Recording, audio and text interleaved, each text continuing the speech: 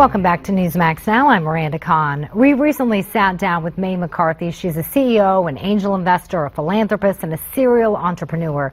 For the past 3 decades, Mae has helped to start and grow several successful businesses with millions of dollars in revenue. And I spoke with Mae about her new book, The Path to Wealth: 7 Spiritual Steps for Financial Abundance. She had some great advice. Take a listen. In your book, you talk about this unseen universal power that's helped you in your business. What exactly is this power and how's it helped you? It's the source of your intuition.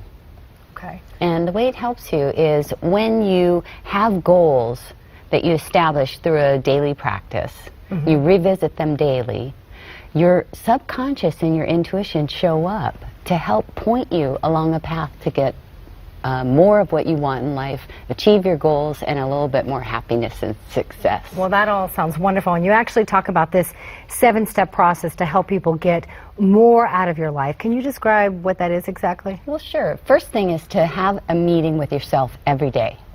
Put yourself on your calendar. Let your brain know that you really are serious about this. So you're talking about meditation? What do you mean by that? No, you want to set aside 20, 25 minutes every single morning to meet with yourself so that your brain knows that you're serious about achieving your goals. Okay, so that's the first step. That's the first thing to do. Okay. Then what you want to do is read something inspirational and uplifting.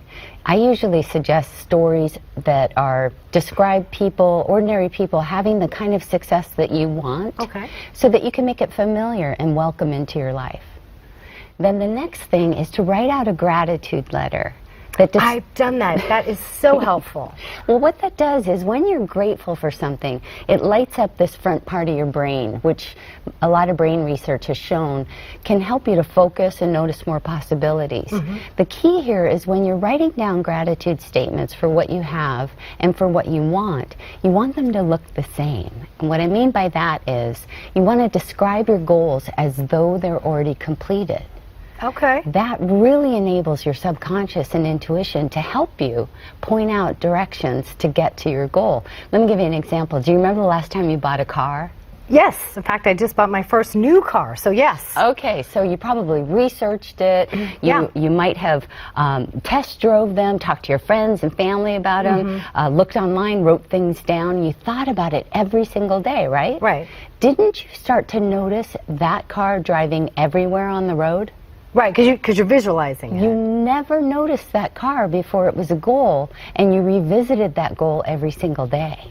Okay. So you write it down with gratitude as though it's already complete, like that car was already complete before you bought it.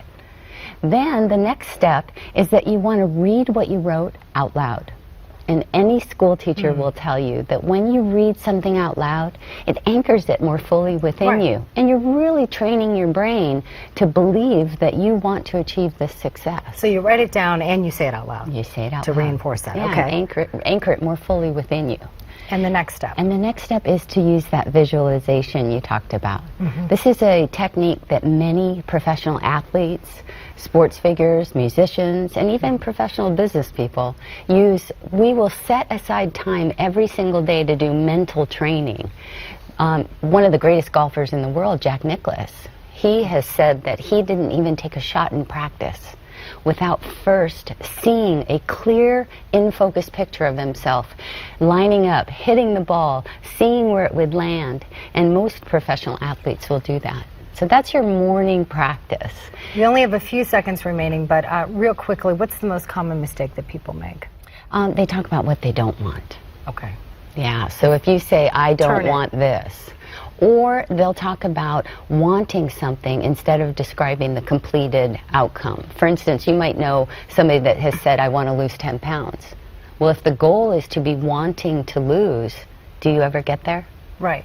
So you have to say, thank you. I am physically fit and trim. And be specific with your words. So much to talk about. We've run out of time, but it's been a pleasure to have you. Thank you. Look forward to learning about the other steps. Mae McCarthy. Again, the book is called Path to Wealth: 7 Spiritual Steps for Financial Abundance.